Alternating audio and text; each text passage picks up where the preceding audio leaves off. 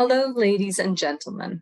My name is Amy Chahatsky from Separation Science, and I'd like to welcome you all to our latest webinar in collaboration with Thermo Fisher Scientific. Our topic today is practical strategies to decrease uncertainty in comprehensive extractables and leachables analysis by LC-MS. Let me introduce our presenters for today's webinar. Chong-Ming Liu is currently a supervisor in the extractables and leachables team at SGS Health Science in Fairfield, New Jersey, USA. At SGS, his daily responsibility is to assist the team members in performing E&L testing on pharmaceutical containers and medical devices, and to elucidate structures for compounds of interest based on high-resolution GC-FID-MS and LC-PDA-MS data. Prior to that, he joined the E&L team at SGS in 2018 as an instrumentation chemist. Chong-Ming holds a PhD in analytical chemistry from Stevens Institute of Technology in Hoboken, New Jersey, and a BSc degree in chemistry from the University of Science and Technology of China in Hefei, China. Sven Hackbusch is currently a senior application scientist at Thermo Fisher Scientific, responsible for the development of LC-MS applications related to structural elucidation for and in collaboration with customers in the biopharma markets. He joined Thermo Fisher Scientific in 2017 as an application scientist in the LC-MS product demonstration laboratory, focusing on untargeted small molecule applications using Thermo Scientific Orbitrap technology. Sven holds a PhD in pharmaceutical and chemical sciences from the University of the Pacific in Stockton, California, USA, and a BSc in chemistry from the Justus Liebig Universität Gießen in Gießen, Germany. And so, without further ado, I'll turn the presentation over to Chong-Ming Liu. Thank you for the introduction. Today, I'm going to talk about practical strategies to decrease the uncertainty in comprehensive extractables and leachables analysis by LC-MS. Plastic materials have a wide presence in our modern daily lives. The extensive use of plastic materials is across different industries, especially in pharmaceuticals. We live in a universe of plastic materials. Plastic packaging materials are lightweight, easy to handle, and offer convenience in terms of storage, transportation, and dispensing products.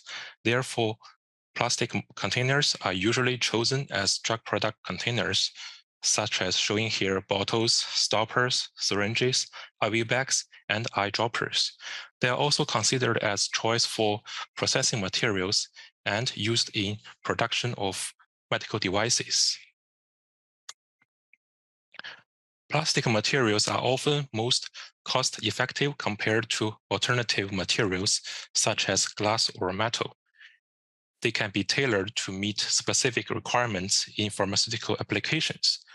Common plastic materials are polypropylene, polyethylene, polyvinyl chloride, polyethylene terephthalate, and polycarbonates. Because primary packaging materials and medical devices have direct contact to drug products, it is important to monitor and evaluate the interaction between contact material and the drug products. So on one hand, drug products are subject to undergo degradation and binding to the contact materials. On the other hand, in most cases, it is not the plastic containers, but the common plastic additives, such as I listed here, plastic sizers, antioxidants, lubricants, pigments, or binding solvents leach out and defects the efficacy of drug products. Therefore, extractable and leachable studies play a vital role in ensuring the safety, efficacy, and quality of products and the substances that come into contact with containers. They help manufacturers meet regulatory requirements, mitigate risks, and provide confidence to consumers and the regulatory authorities, such as US FDA and EMA, about the suitability of materials for specific applications. Extractables refer to chemical substances that can be extracted or released from a material used in finished packaging, processed materials, and medical devices when exposed to a specific solvent or extraction condition. Extractables are typically determined through controlled extraction experiments using appropriate solvents and conditions, and in certain cases, under exaggerated lab conditions, such as strong solvents, high temperatures, or high surface area to volume ratio. Leachables, on the other hand, are chemical substances that migrate or leach out from a material into the product under normal conditions of use or storage. Leachables are of concern because they have the potential to contaminate the final product or substance and may pose a risk to human health or affect the quality of the product. As mentioned earlier, E&L analysis is determined as part of regulatory submission requirements. Major guidance followed when conducting E&L analysis are listed here, such as ISO 10993-18, which is a framework for chemical characterization of materials used in medical devices. USP 1663 and 1664 are the two test methods published by USP for drug products and biological container closure systems. PICO-RI has developed a set of guidelines and recommendations for E&L testing in the pharmaceutical industry as well. USP 665 and 1665 are the two test methods published by the USP as well, biologic manufacturing components. Also, there is another BPOC extractable testing protocol provides a standardized approach for the evaluation of extractable profile for single-use systems used in biomanufacturing process. To conduct an untargeted screening for organic E&L compounds, extractable profiles are obtained by two major procedures: to generate a sample extract under certain defined extraction conditions, and to analyze the extract by advanced analytical techniques. In 2021, we published a review research article in the journal Trends in Analytical Chemistry with our collaborator, and illustrated the analytical challenges during E&L analysis in four major aspects. They are the determination of analytical evaluation threshold, AET, the proper procedures for sample preparation, identification of detected organic compounds, and the accurate quantitation of those compounds to be flagged. In this webinar, the focus will be on the first and fourth one, on the determination of AET with the implement of uncertainty factor and the latest trend in quantitation by a multi-detector approach. There are always two major questions in E&L analysis. Qualitatively speaking, what E&L compounds are in the sample? Are there any compounds missing during the analysis due to the analytical techniques? On the other hand, quantitatively speaking, what are the concentrations of detected E&L compounds in the sample? Are they properly quantified with the selected techniques? Therefore, to resolve those issues, we propose several strategies, such as a full profiling, such as HSGCFIDMS, GCFIDMS, LCPDMS, and ICPMS, are typically obtained as a full packet for regulatory submissions. Multi-detector approaches, which will be demonstrated shortly to cover a wide range of compounds to be exploited. Uncertainty factor, UF, will be particularly discussed, is to be applied as a conservative approach for determining the threshold. Besides, a universal detector is desired to reduce the variation during untargeted semi-quantitation. So what is AET? AET stands for Analytical Evaluation Threshold. The AET establishes the level at or above which extractables and leachables in drug products or medical devices must be identified and reported for tox evaluation. Typically, an ENL study must be designed to enable the LOQ of an instrument in-house to be equal to or lower than AET. In other words, establishing an appropriate AET is critical in ENL testing, as it ensures that the analytical methods used are sensitive enough to accurately measure the levels of substances present in the samples being tested. For example, as shown in this figure, peaks with an area at or above the threshold, denoted with this dashed line here, are to be reported.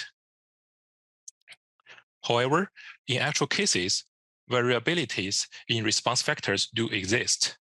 This variability is caused mainly due to, but not limited to, the facts such as different maximum absorbance wavelengths in UV and the efficiency of protonation or deprotonation during electrospray ionization, ESI, in the respective mode.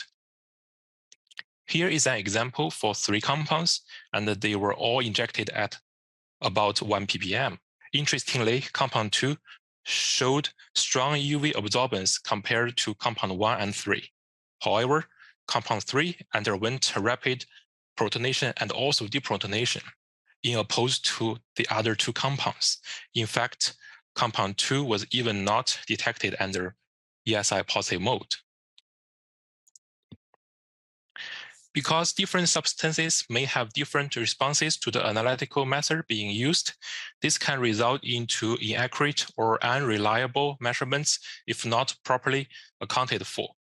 The response factor is a correction factor used to account for these variation in response. It is calculated by comparing the response of an analytical method to a reference standard substance, such as a known standard or an internal standard, to the response of the same method of the substance of interest. Response factor is calculated by peak area of a compound divided by its concentration. When the response factors between the model standard and the unknown compound are different, inaccurate quantitation is made.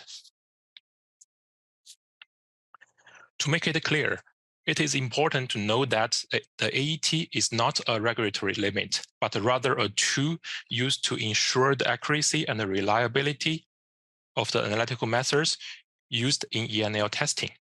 The regulatory limits are usually a dose-based threshold for extractables and leachables, are typically based on safety considerations and other factors, such as the intended use of the product. Here, 2 general equations for AET calculation are presented to conduct the conversion from dose-based threshold to concentration-based threshold. Despite of other parameters, there is an unneglectable factor, UF, in both equations for AET calculation in ENL studies. UF stands for uncertainty factor and is an analytical value to account for the response factor variation during the screening method.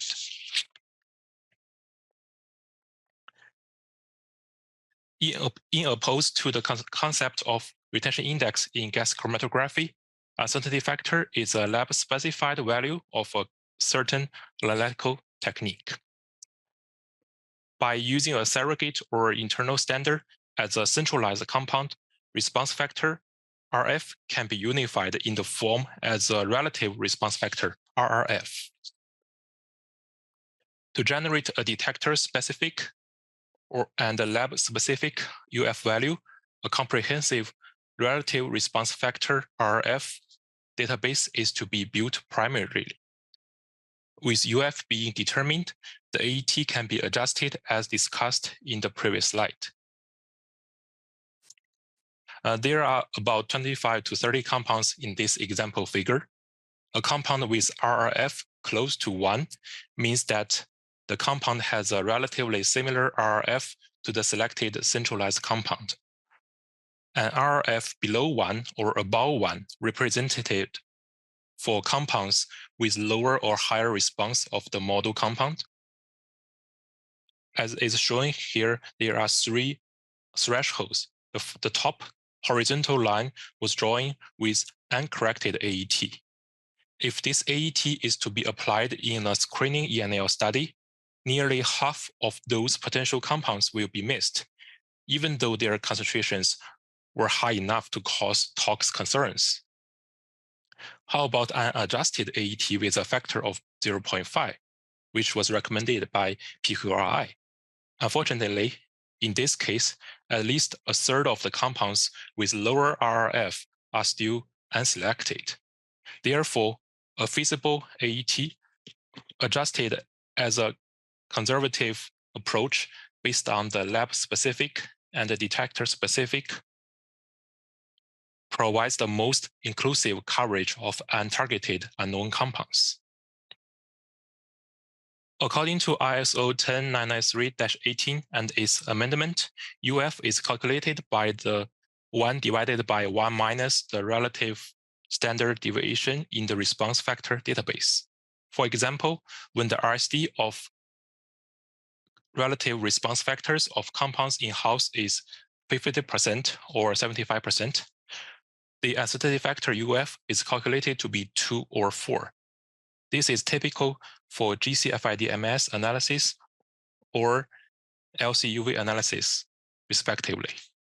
To be mentioned, for LC-MS analysis, the RF of MS detection could vary significantly.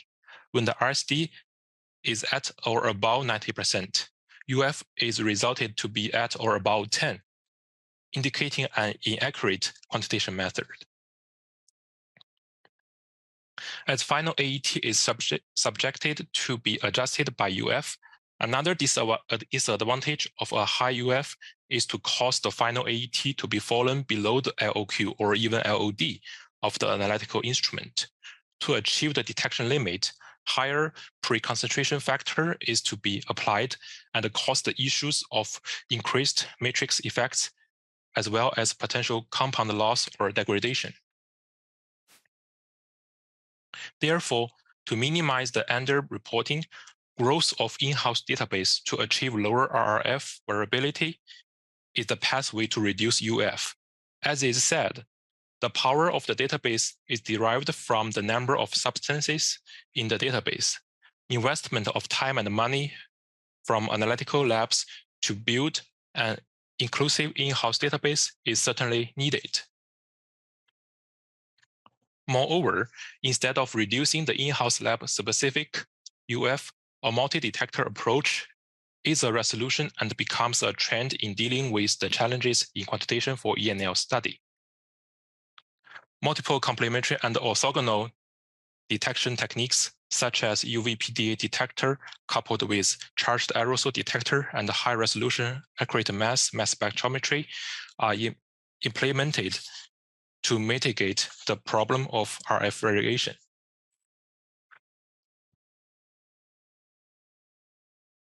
In this first half of the webinar, firstly, we briefly introduced the basic concepts of ENL and the analytical challenges in the industry and the laboratory perspectives.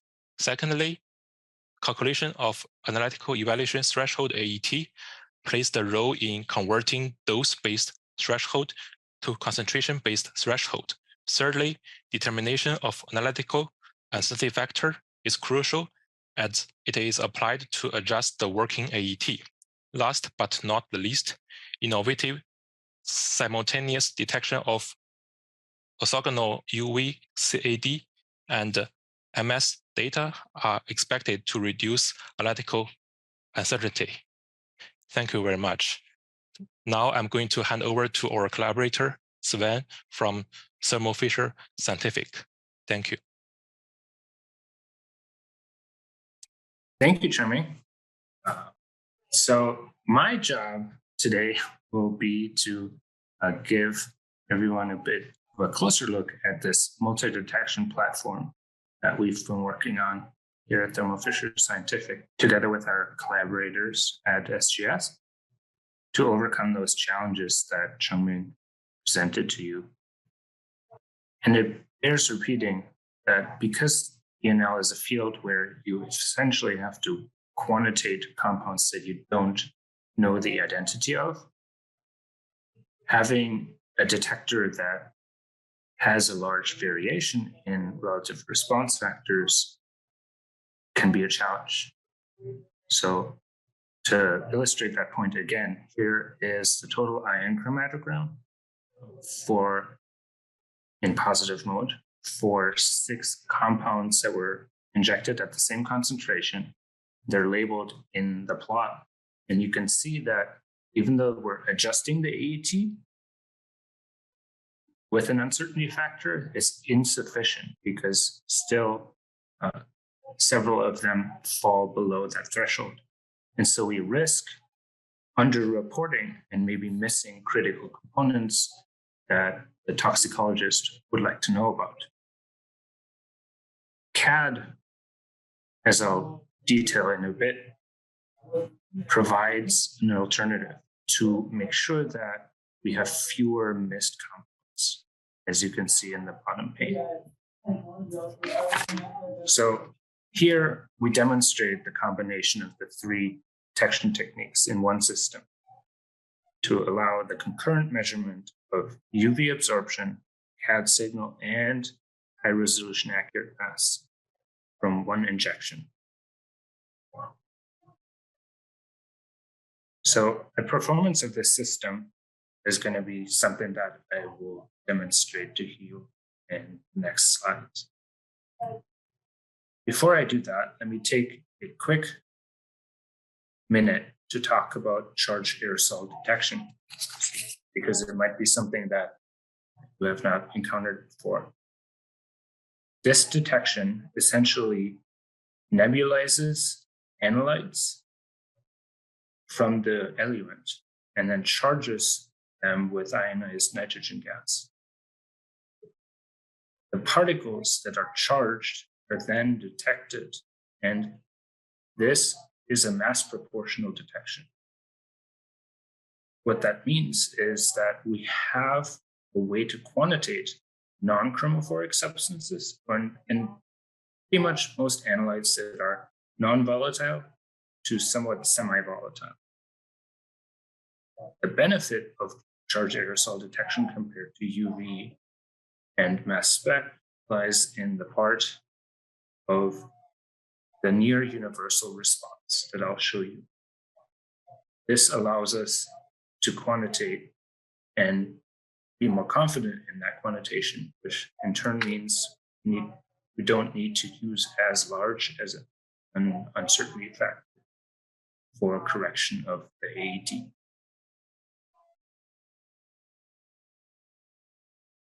So one thing that CAD requires for this near universal detection is to use inverse gradient to compensate the change in the mobile phase composition, as typically here we're dealing with gradient dilution on the LC side. This can be achieved with the Thermo Scientific Vanquish Duo UHPLC system by having a dual pump that delivers both the analytical and the compensating flow gradient. They merge before being introduced into the detector, and that assures that the mobile phase composition that the CAD detector sees does not change over the run. And you can see the result of that on the right. If you compare calibration curves for 4 compounds here on the top right, without the gradient compensation, you can see that they don't have the same slope. But with the inverse gradient compensation, we see very close alignment of the calibration slopes. And that in turn allows us to quantitate each of them with a surrogate standard that has that same slope. So let me briefly talk about some experimental details and then show you some data that we acquired with this multi-detection platform. For the liquid chromatography, as I mentioned, we used the Vanquish Duo UHPLC system, inverse gradient. And we used a thermoscientific hypersolic gold Vanquish C18 column. This was data acquired on a 25-minute gradient using 0.1% formic acid and water and acetonitrile, respectively. For the diode array detector, we used a pretty common range of wavelengths. And for the CAD detector, the only parameter really that you need to adjust is the vaporization temperature, which was set at the default of 35 degrees Celsius. And lastly, we had a flow splitter so that we could introduce the alien into both the CAD and the mass spec simultaneously. And we were splitting that in a 1:10 ratio, meaning 1 part going to the mass spec and 10 parts going into the CAD side. And on the mass spec side, we used the thermoscientific Orbitrap Explorers 120 spectrometer, which allowed us to acquire data in polarity switching in full scan for the detection of an ENL standard mixture that we used to sort of spec the system, and then run full scan with data-dependent MS2 for an extract sample that we analyzed, and that I'll show you some data on. The qualitative data processing was carried out in thermoscientific Compound Discoverer software. And here is some data from the system with the Stopalco ENL standard mixture injected at a 1 ppm concentration. You can see the traces for the positive and negative mode, total ion chromatograms, and the CAD and UV traces below. And if I pull out one particular standard in here, being 2-mercaptobenzothiazole, you can see that we can simultaneously detect this in all 4 channels. Now, this standard mixture had 19 compounds in it. And here's just a very high-level overview in terms of which of these were detected by which detector. And as you can see, most of them were actually detected by at least 2 of the detectors. But more critical than that really is probably what is their relative response. And here I'm plotting that relative to one of the standards that was set as a response of 1, that being Ergonox 1010. And what you can see here is that the mass spec response varies quite a bit more than the UV and then CAD response, respectively. In fact, the standard deviation that you can see on the very right, the bar is the very smallest for CAD, meaning it shows the smallest variance.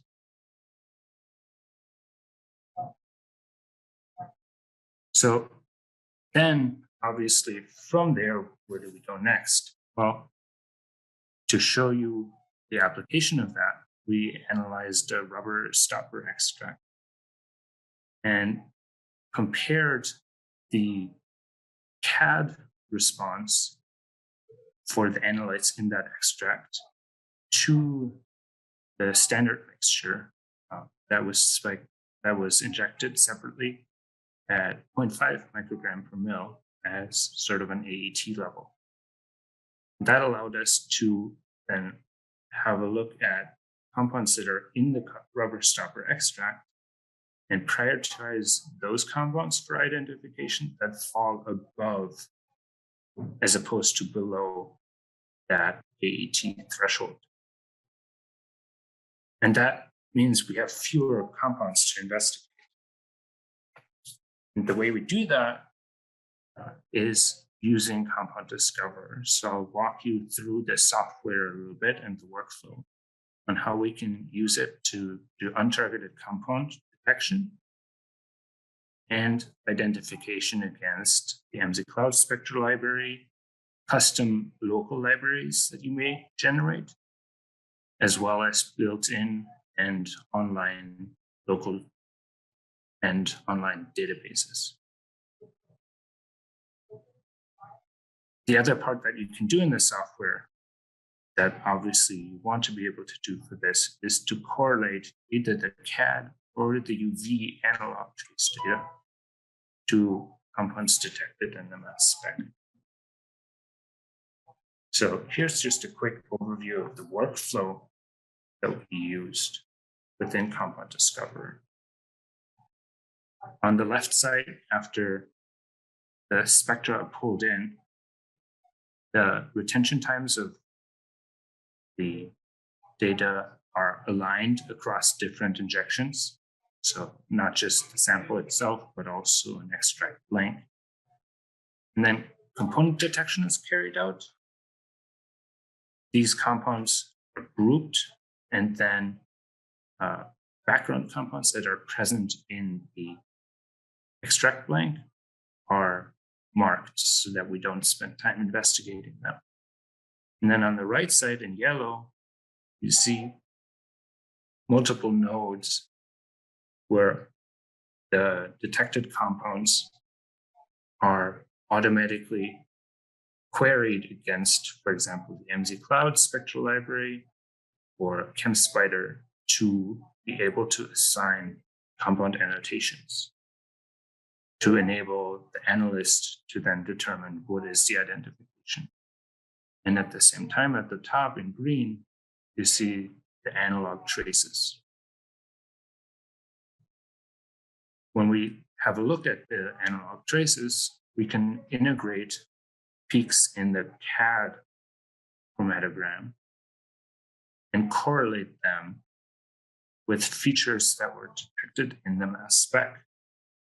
And so here you can see for this CAD peak at 19.38 minutes, there are several features on the mass spec level, meaning mass to charge, the retention time, that we can correlate to them. The first, with an apex mass to charge of 338 Dalton, the software annotated as furosemide. And you can see down here the formula assignment and the origin of that annotation being an MZ-Cloud match. This has a match score of 94, and you can see here the mirror plot of the experimental data at the top and the MZ-Cloud library entry for furosemide at the bottom. And they match quite nicely. And so this is going to give us very high confidence that this is the compound that we identified based on the high resolution accurate mass data and the fragmentation data matching this authentic standard. But we also see that there's something else co-alluding with it.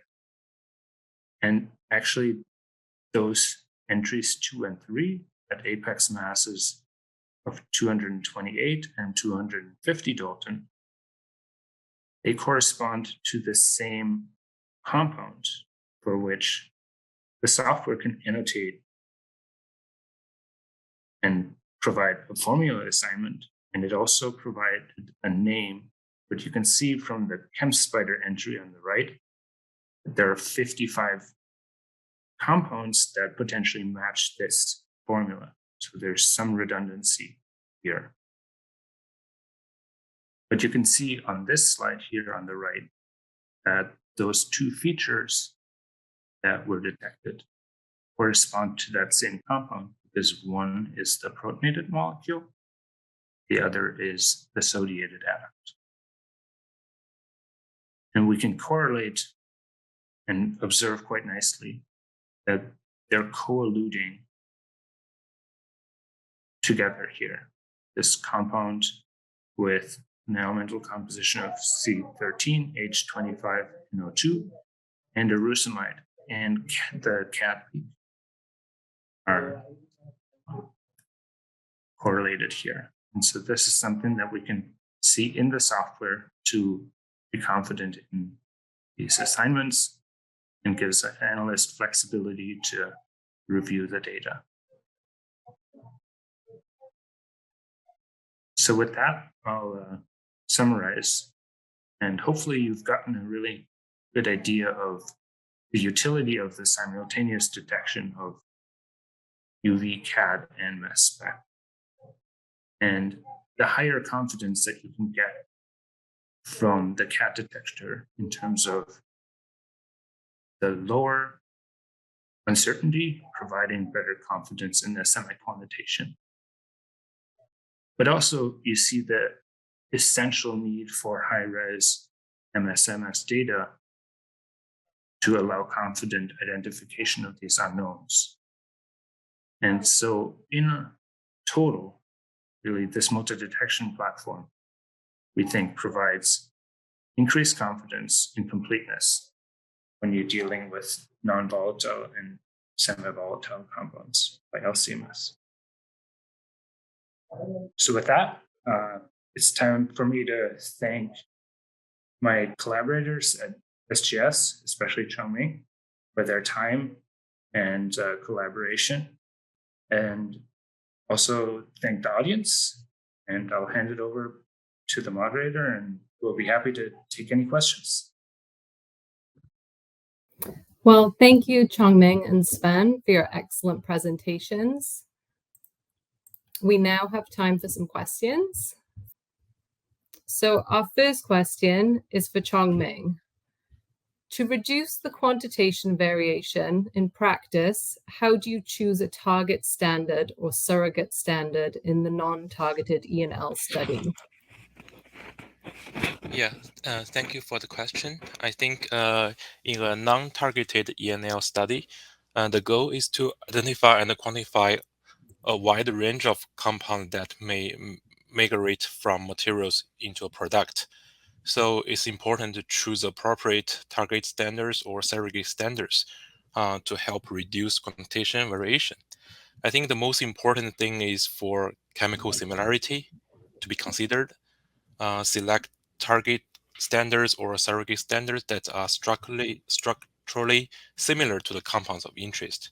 The similarity means they are more likely to exhibit similar extraction and detection efficiencies, leading to more accurate quantitation.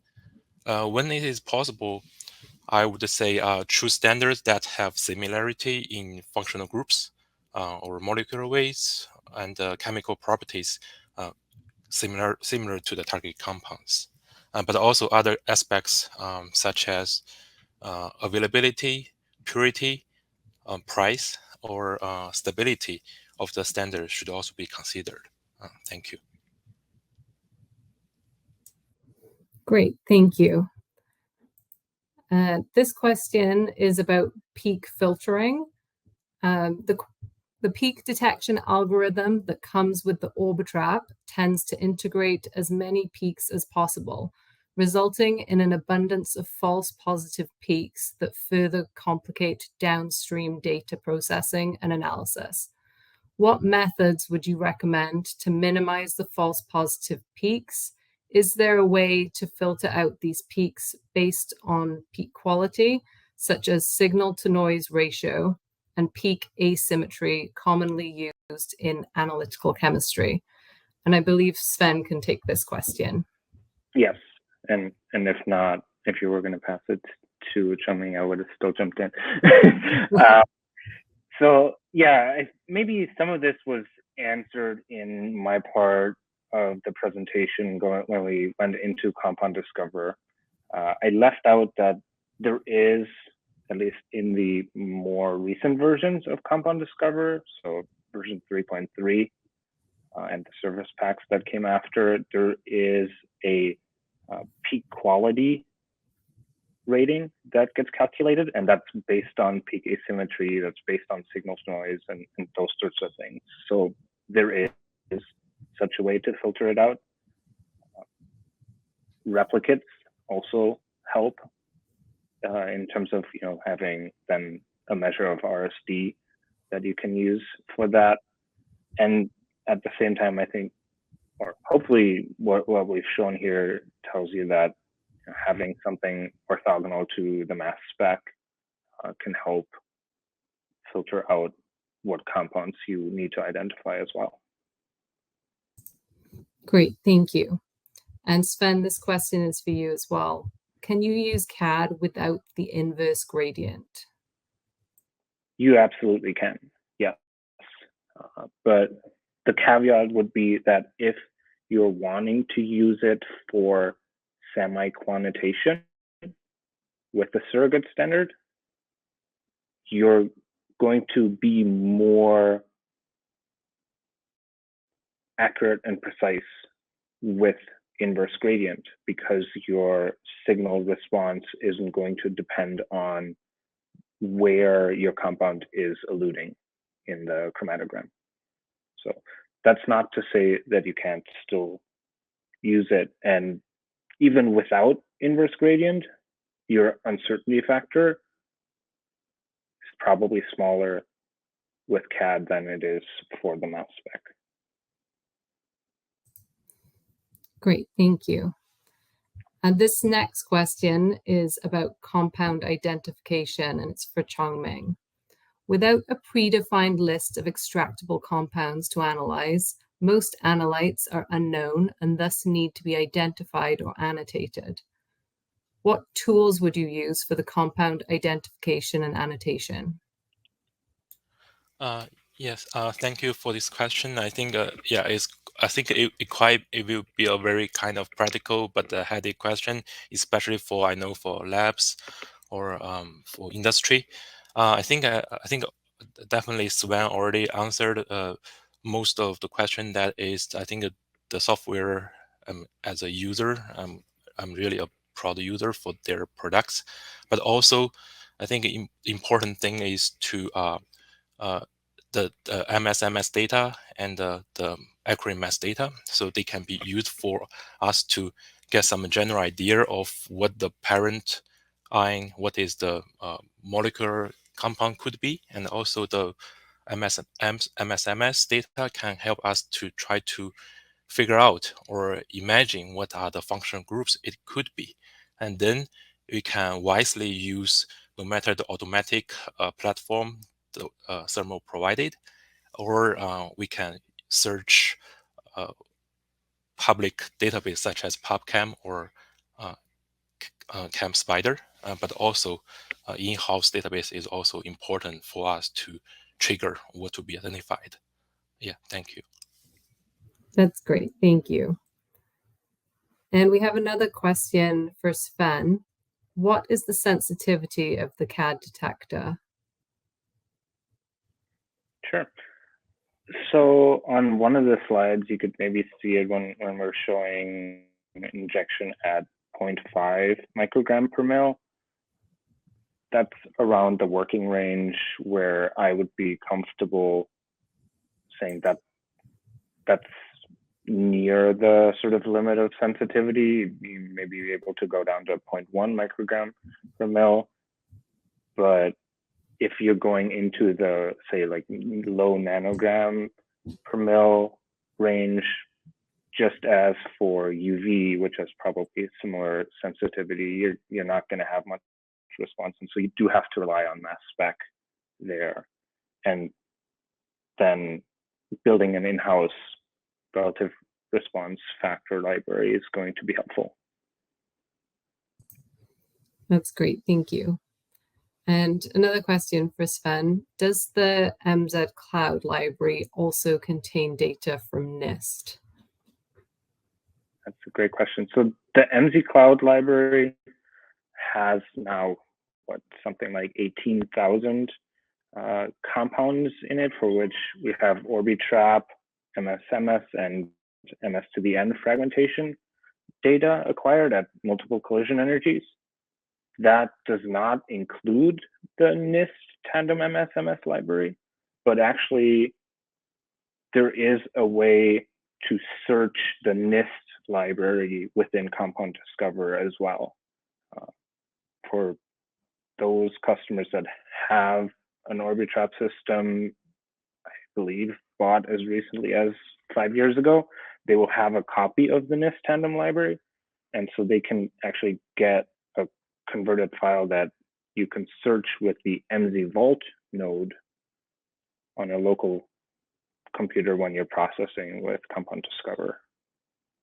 So we can still make access of that because there are complementary compounds in that library. That's great. Thank you. And we've had this question come in. What I have found is that Compound Discover is really good at finding common molecules.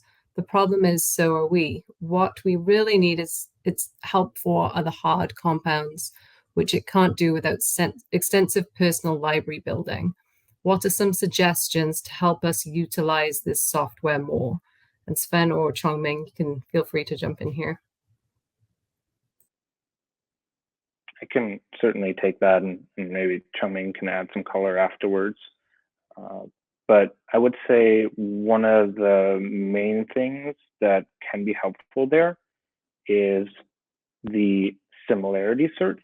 So meaning we will search an experimental fragmentation spectrum against the MZ Cloud library without it having to match the precursor.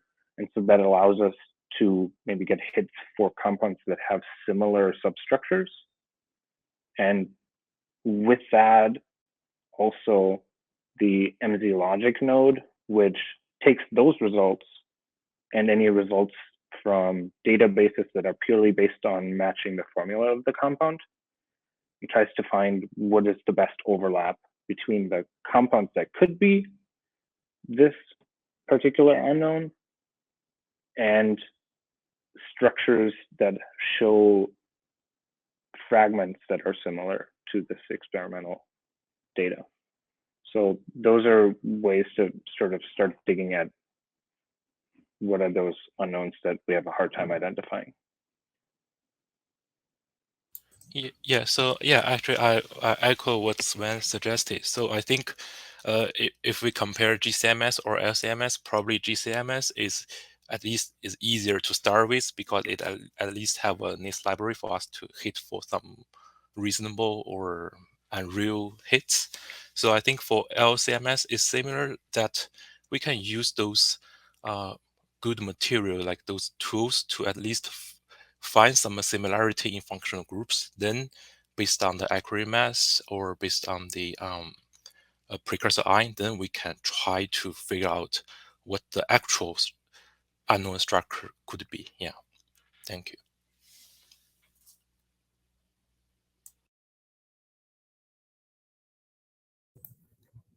That's great. Thank you. And Chongming, this question is for you. In AET calculations, can the UF value be set as 1? Yeah. Thank you for this question. Yeah, I think probably based on the information we have here, we hope that UF can be as low as possible. So the UF, I would say, is generally to set a value greater than 1 to provide an additional level of protection. So a UF of 1 implies there's no additional safety margin beyond the tox data itself. I would say if a target compound is detected and considered with high toxicity risks, probably a master validation with the authentic standard is conducted. So in that case, once the master validation parameters such as linearity, especially accuracy and precision are determined, then for that specific target compound, I think the UF can be considered as 1. But as I said, it has to be very limited to a certain conditions. Yeah, thank you. That's great. Thank you. And we have another question for in-house database establishment for E&L, do you have any suggestions from the scratch or the start point? Yeah, I can take this question. So I think, as I previously said, so because for GCMS, it has been established probably many more years. So they do have some good libraries for LCMS, especially due to differences in instrumentation. So there is no very universal, all-inclusive database. So it's very important to build in-house database. I would say I would consider two major aspects. One aspect is try to summarize the previous projects the lab or could perform before. So try to find out what are typically identified during certain materials. Then try to buy some standard kits. The other is to read some literatures. I think there are actually a lot of more and more literatures published for ENL, and even some literatures are published for UF study or multi-detector. So we can start with those literatures and try to purchase those standards and build an in-house library. Yeah, thank you. That's great. Thank you very much to both of you for answering those questions. Thank you also to our scientific partners in this webinar, Thermo Fisher Scientific. And with that, I'd like to thank you all for logging in and listening. Thank you and goodbye.